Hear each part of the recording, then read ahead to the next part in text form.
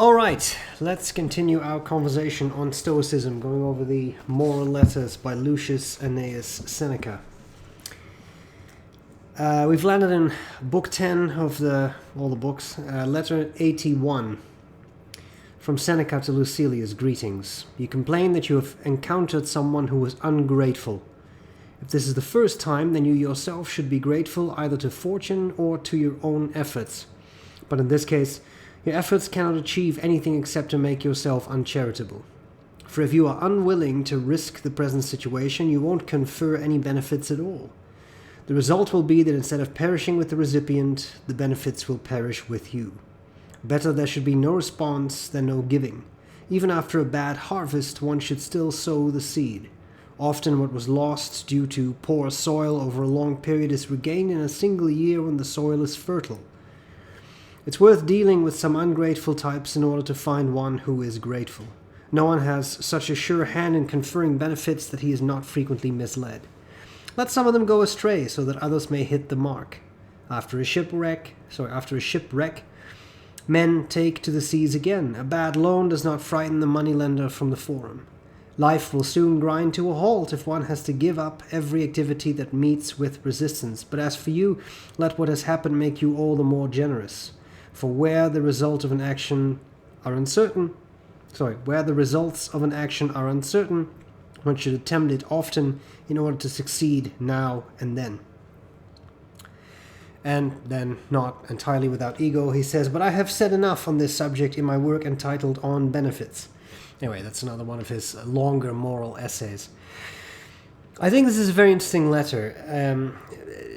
And it's longer. There's a lot more to it, but I've just stuck to the first paragraph. I think what makes this interesting is dealing with the concept of lack of gratitude, and I find that is a concept that we all deal with, but that we often kind of forget how to handle. So there are a couple of things that come to mind from in a Stoic viewpoint, as far as I'm concerned. The first thing is we're kind of reminded of Marcus Aurelius, who wrote at some point, and I'm really paraphrasing here, but something along the lines of, if you are doing something, then do it because you want to do that thing, but don't do it because you then expect gratitude and to be showered with gratitude and that sort of thing. Do it because you want to do it, period. Don't expect anything else. And I think that is a very important but easily overlooked aspect of Stoic thought. And I think this is really something that can benefit us in many ways.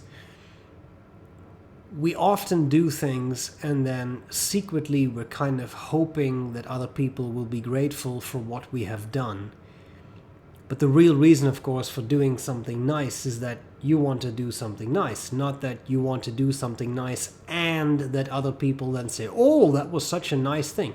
The whole point of doing that thing is that you just do it because it's the right thing to do.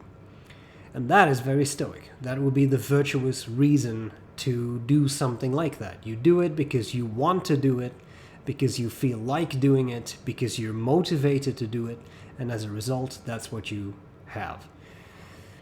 Now, for me, that's one part of all this. You do something because you then expect people to be grateful, and kind of in an analogous sense, other people can do things that you can be grateful for.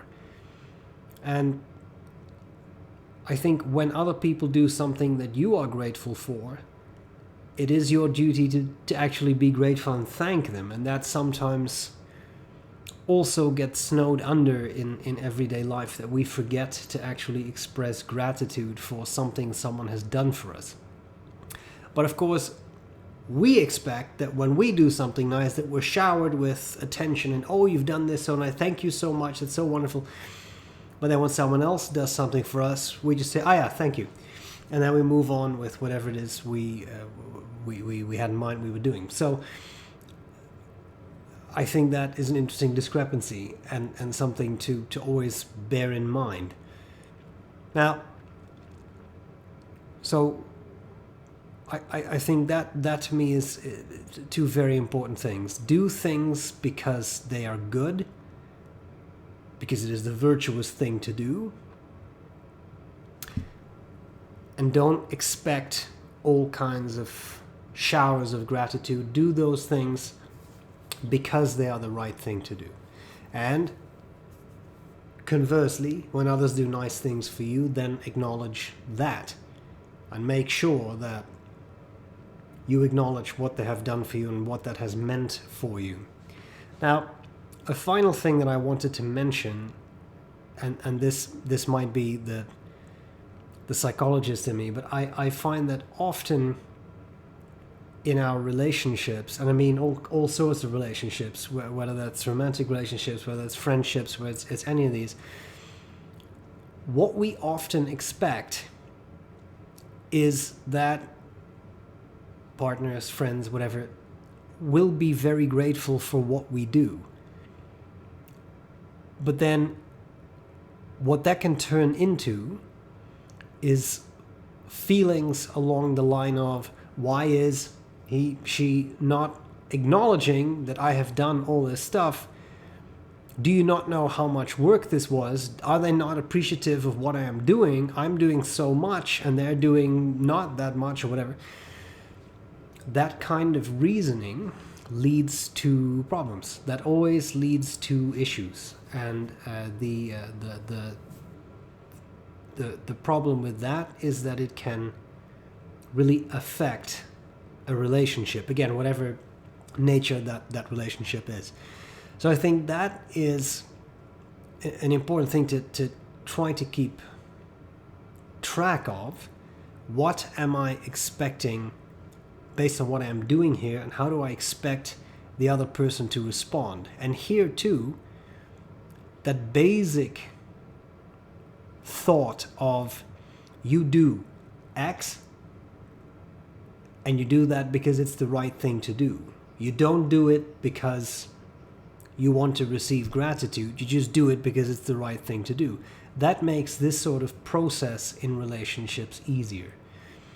And it's difficult because we, especially in times of stress or when we feel overwhelmed, it can become very easy to start thinking along the lines of, oh, but you know, this and that needs to be done, and I have done this, and I should be acknowledged for this and that I have done, and why am I not receiving anything? Now, of course, just to be absolutely clear, if you do a lot of things, it would certainly be nice to be acknowledged for that. I'm not saying that others should completely ignore what you have done or take that for granted, but I am saying that bear that in mind. They cannot read your mind, and as a result, they may be grateful, but you may be assuming that they're not grateful for everything you've done.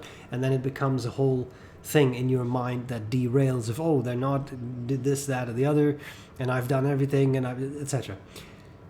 Again, that might just be where my mind as a psychologist goes, but that I found often is a problem for people because they expect the other person to just know. But the other person does not know because they cannot read your mind. Okay. I feel this was a somewhat disjointed video, but there were two topics that sort of triggered me in reading this letter, and those to me were very important. So, I just wanted to say thank you all for continuing to watch these videos. I've certainly done quite a number of them at this point. They remain fun for me to do. And as I've said a couple times, I know these don't get the viewership that the pen videos do, and that's perfectly understandable. But I really am very grateful for that viewership, because the people who do watch these videos and comment on them typically leave very thoughtful comments, suggesting that these videos really have an effect on them and their lives. And that's really wonderful. So I just wanted to point that out. I really appreciate that. I will be back soon for more talk about Stoicism. Bye!